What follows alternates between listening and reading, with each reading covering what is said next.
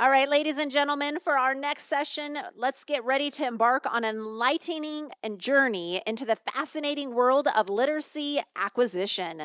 Join our keynote speaker, Dr. Louise Debreczeny, the esteemed owner of INSL LLC, as she delves deep into using the 8 processes of literacy to facilitate writing and reading acquisition for all learners.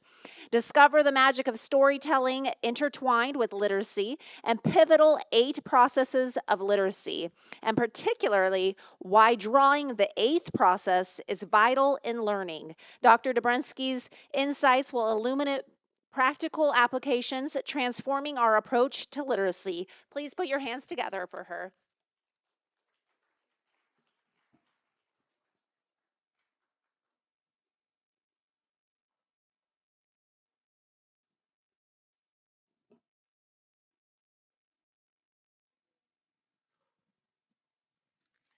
Good morning. I'm so pleased to be here. My name is Dr. Louise Debreczeny, and I'm really excited to talk with you about some ideas that I've been thinking about. And so I would like to share with you my PowerPoint, which is about using the 8 processes of literacy to help early learners acquire literacy. Let's see if I can figure out which button to push here. That worked. So I won't spend a lot of time talking about my education, but I've had a lot of different experiences in my life.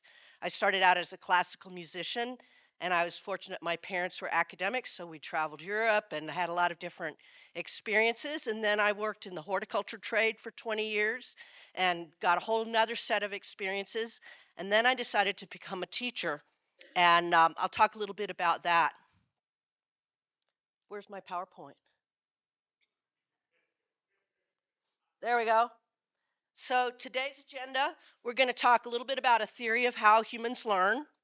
We're going to talk about Cooper's 7 processes of literacy. We're going to talk about the 8 processes of literacy.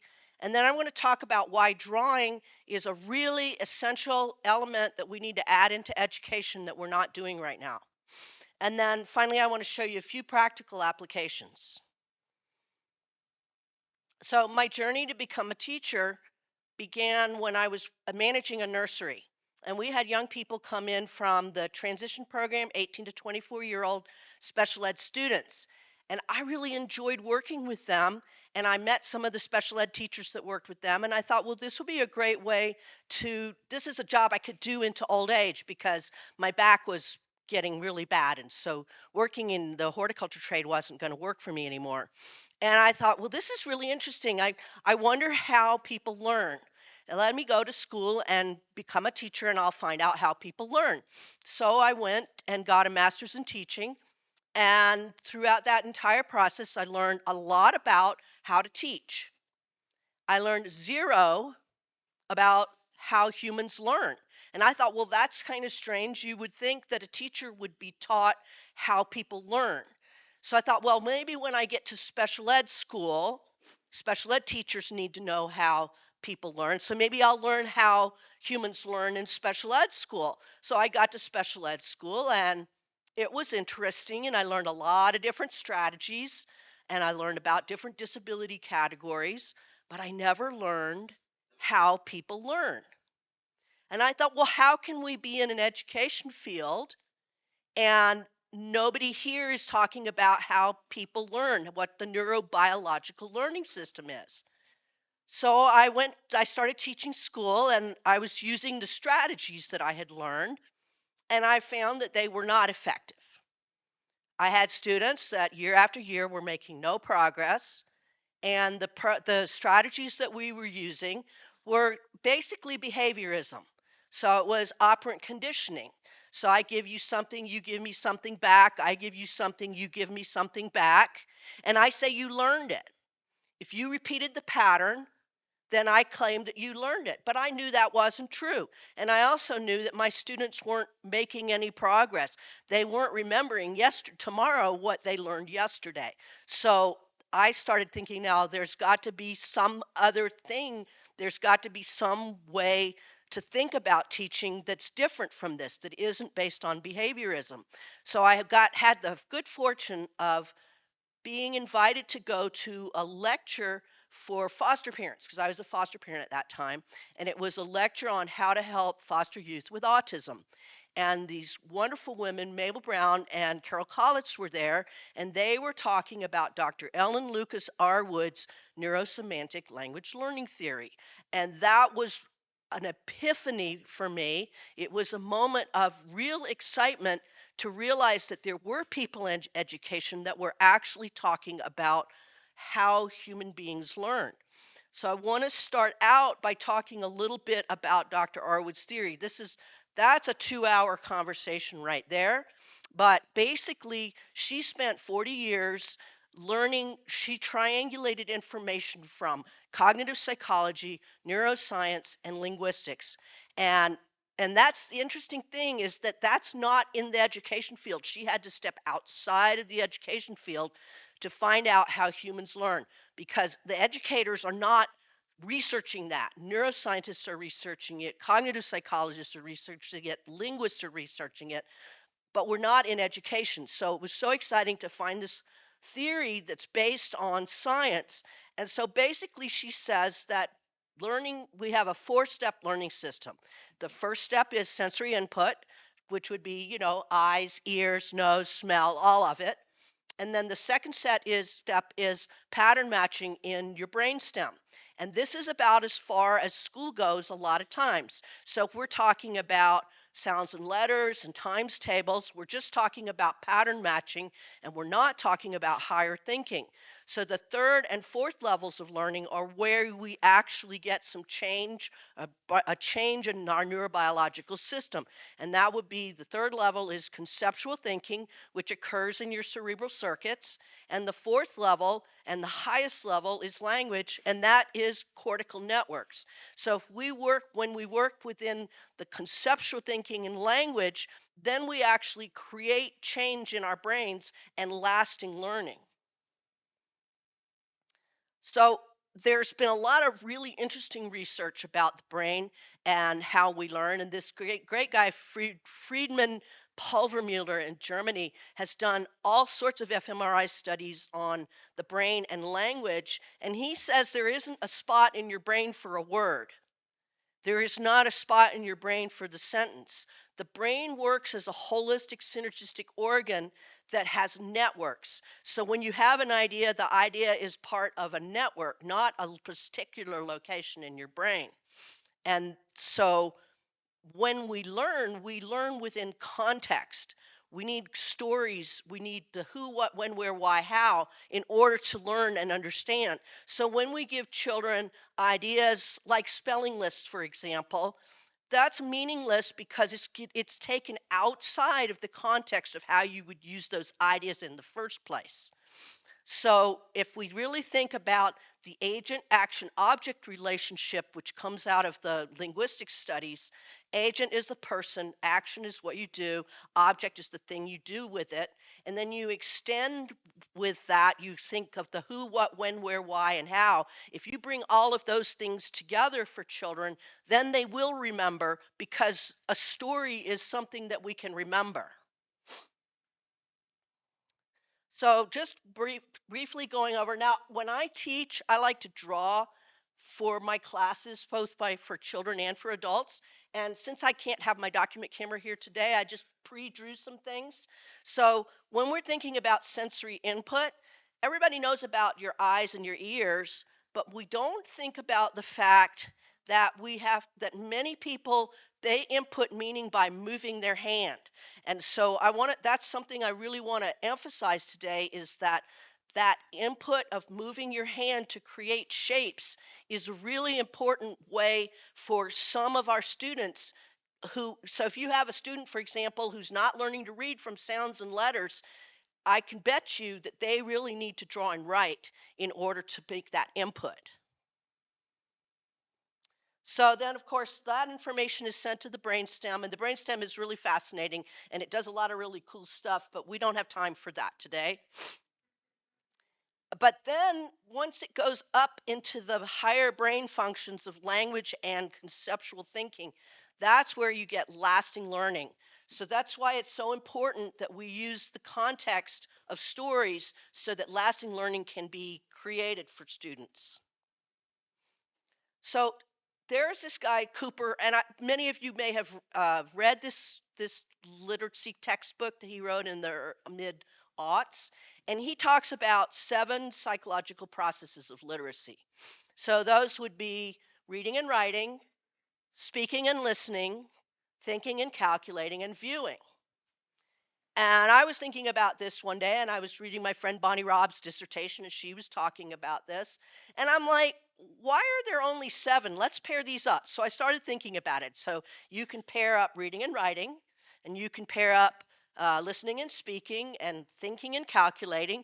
But what happens is you have viewing just left hanging out there all by itself. What's the pair to viewing? And I got to thinking, well, projecting. But how can we project our ideas so that other people can view them? And that's where it hit me like a ton of bricks that there are actually 8 psychological processes of literacy, and the 8th one is drawing. Drawing allows us to produce output that other people can view. So when we draw, that gives us the opportunity to see our ideas, and it gives the teacher the opportunity to see the student's ideas, and it gives the student the opportunity to see the teacher's ideas, and it provides that motor movement input that so many students these days need. There are kids who get to the 3rd grade and start getting labeled as special education because they haven't learned to read. But they are not special education students. They are students with movement access to their learning who need to be able to draw and write in order to make mental concepts for themselves. So we can pair these up as receptive and expressive. So the receptive would be listening, for example, and then expressive would be speaking. So when you think about these, we all students need to be able to listen and to speak. Students need to be able to read and to write. Students need to be able to think and calculate.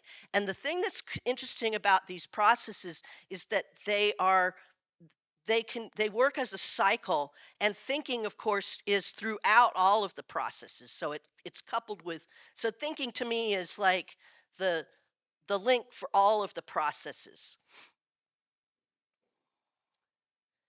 So I don't know if I can point with this thing. Can I point? No. Well, I'm going to come over here and point. So what I drew here is a classroom, and the teacher is providing some information to the students about what a cat is. And so she draws the cat, and she writes cat, and she says cat. So the first student here is an auditory learner, and this student hears cat and sees cat and says, oh yeah, that's a cat, and you spell it C-A-T. And so this student talks to himself in the sound of his own voice. The student behind is a visual thinker. So this person gets the same sensory input, but makes a different mental concept. This person sees an image of a cat and an image of the written idea, and then says to himself, oh yeah, that picture and that word go together with this sound cat. Then we move on to the next student. This student is a visual motor learner, or a movement access learner. This person hears and sees the same information, but in order to retain and understand that information, this student needs to draw and write that information for himself. Once he's drawn and written it, then he sees a mental picture in his head. The student in the back is your special ed kid with significant disabilities. This is the student that needs another person to pick up their hand and draw and write together with them in order for them to make a mental picture. So we don't have a lot of those kids in school. We have some, but we do have a lot of the visual motor learners, and they keep getting sent to my clinic as being kids who can't read, when in fact what they need to do is draw their ideas, label them with the written language, write a sentence in their own words, and then read it back. So think about it. If you can write something from memory, then you automatically can read it, not necessarily the other way around. So in schools, what we do is we start with reading, which is decoding, and we use sounds and letters to decode. And if you didn't learn it that way, then we go slower and give you more sounds and letters at a slower pace. And if you still didn't get it, then you get identified as special ed, and you get taken away from the rest of the group, and your instruction is slower and slower and slower. But what you need is to be able to draw your ideas so you can see them, and then label the idea with the written language, and then write your own ideas so that you can read it back and become a reader that way. And I've seen a number of students come through my clinic who were non-readers, who are now at grade level and doing really well because they realized, wow, this works for me, and they grabbed it and used it. So we can offer that to our children, and that's why I want to talk to you about how drawing is the 8th process of literacy. And we're already doing a good job of making the other 7 processes happen in our classrooms. What's missing is that 8th process where we have our students draw their ideas so that they can create mental pictures for themselves. Now, with that auditory learner, that person doesn't have to draw to learn, but that person will enhance and deepen their learning by drawing. So it's a win-win for every student in the setting, because even if you don't need drawing, drawing is going to enhance your learning. So the other thing I want to point out is that only about 5% of our students are auditory learners, and school is aimed at auditory learners. So we really, really need to make a shift from teaching to auditory learners to teaching to visual learners and adding in that visual motor piece. So I want to talk a little bit about how that visual motor learning works. There's an evolutionary connection between our hand and our eye that actually they've done a lot of research talking about how language is a development that comes out of our using tools with our hands. So there's a connection, a neurological connection within your brain between the visual system and the motor system. So if you draw a circle with your finger, you actually create a mental image of a circle in your visual cortex. And so that's how that works. There's actually a connection within your brain. So people say, oh, movement access. Oh, yeah, well, I put my kid on one of those bouncy balls. Well, that's nice, but you can't learn literacy with a bouncy ball.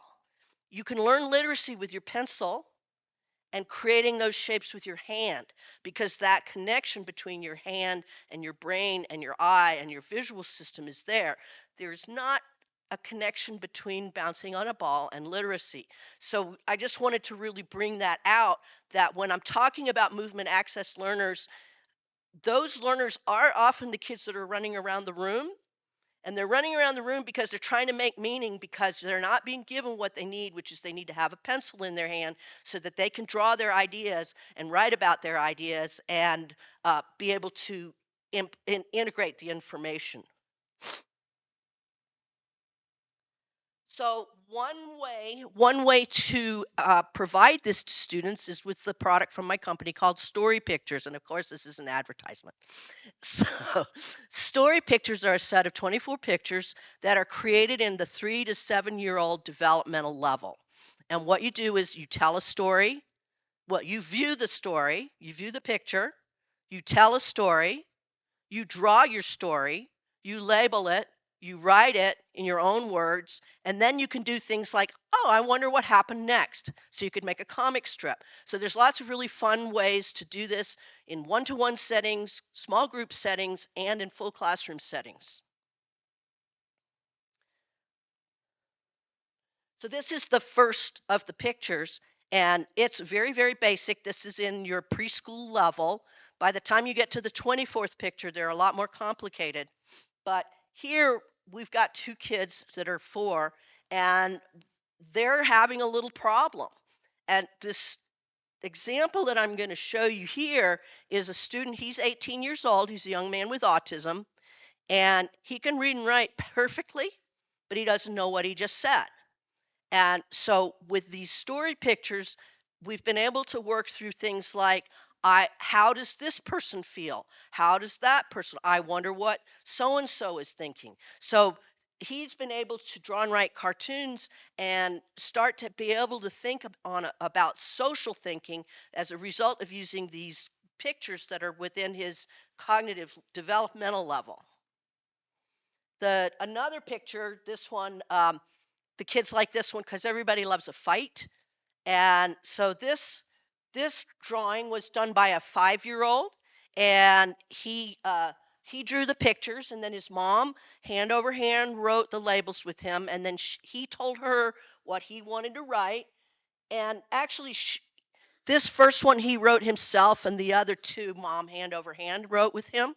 But he was able to create a whole story about what happened next, and what the mom did, and what the girls did, and the teddy bear got split in two. It was really fun.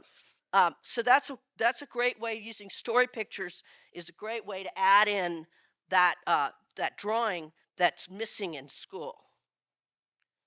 Another thing that you can do is draw from text. And I do this all the time with my students because people come to me, they were like, they want their student to learn to read. So we read the text and then we draw the ideas. And one of the beauties of that for me as a teacher is that when the child draws, I can see whether it matches the text or not. If it doesn't, I can see which ideas they need to look up and put on their visual dictionary. I see which ideas they need to have some more information about, and then they can refine their drawing until it matches the text. Then they write about the drawing in their own words, and by the time they're done with that, they know exactly what that written text said. So this is a really great way to learn content as well. Here's another student. I like to write stories for my students because one of the problems that I run across is that reading materials are often not as robust and interesting as I would like them to be. We need to speak with our children with rich language. And when we have children who are struggling to learn language, we often take out the language and just like do one word things like sit. And then, well, maybe they sat, but then they get back up again because you didn't give them any information about what to do while they're in that chair. So I like to write rich language stories for my students, and it's fun. The kids like it too. Here's another reading passage. This young lady is she thought she would never learn to read, but she's doing a really great job now. She's a homeschool student, and so she drew out the ideas that she read, and then she wrote them in her own words. And it's really fun. I enjoy working with the kids this way, and the kids love doing it, which is, why should school be a torture? It shouldn't be a torture. Learning should be a pleasant process where you get a neurobiological high from learning. So another thing that you can do to help the kids draw is visual dictionaries. So you write the idea and then you draw a picture that's associated with the idea means. And here's another couple more examples. And there's lots of different things you can do, like bubbling in the image, bubbling in the words. That helps some of the students who can't see the words until they've seen the shape of the whole idea. And this is one of the things that I want to emphasize is that we don't have to use sounds and letters to learn to read and write.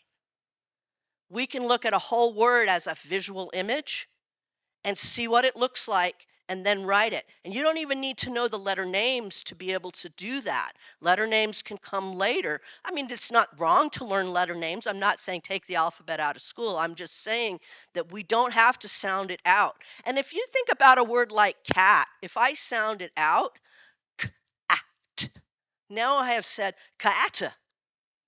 That's not cat, right? So we're actually creating additional cognitive load by using the sounds and letters for students who really need to draw and write to create mental concepts.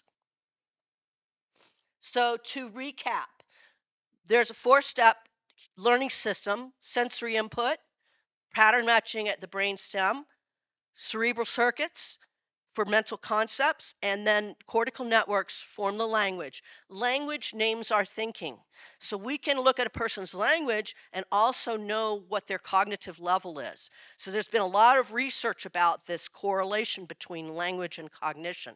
So the next thing to recap is the 8 processes of literacy.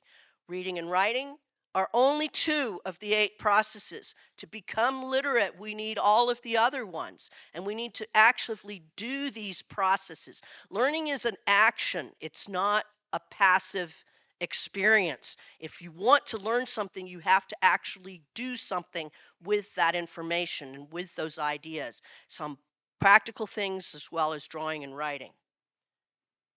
Then I also want to talk about drawing as the 8th literacy, the missing process that if we simply add that into our classrooms, we'll reach a much, much larger group of students.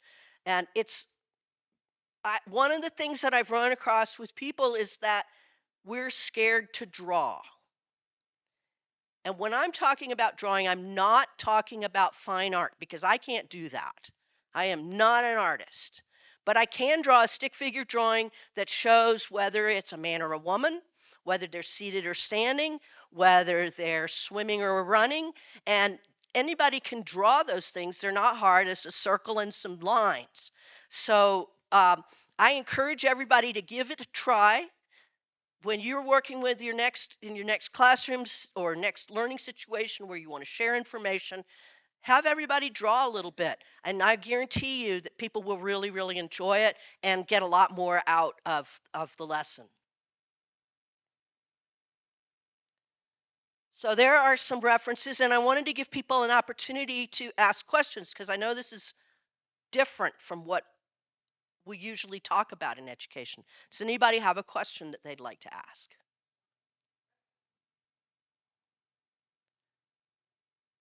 I'm sorry, I see two questions. All right, where are they?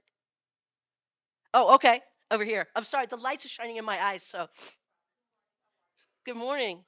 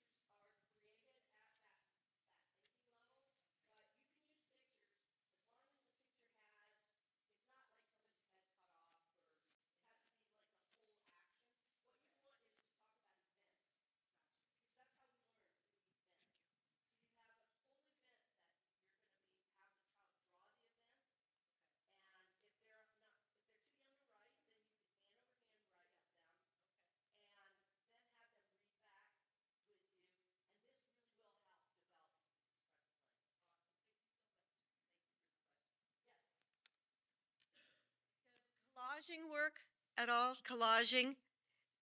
I know that I have a number of groups of adults that use collages for formulating their ideas, and I'm curious to know if you've done that with children at all because it's similar to your comic book.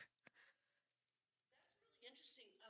Collages are, to my way of thinking, a little bit more of an expressive in terms of emotional content.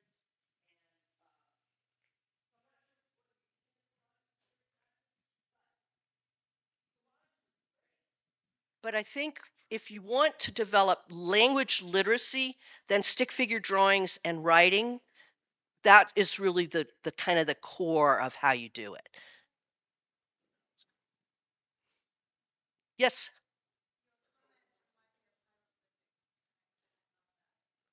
Oh, thanks. My time is up. Okay. Thank you so much. I really appreciate your attention.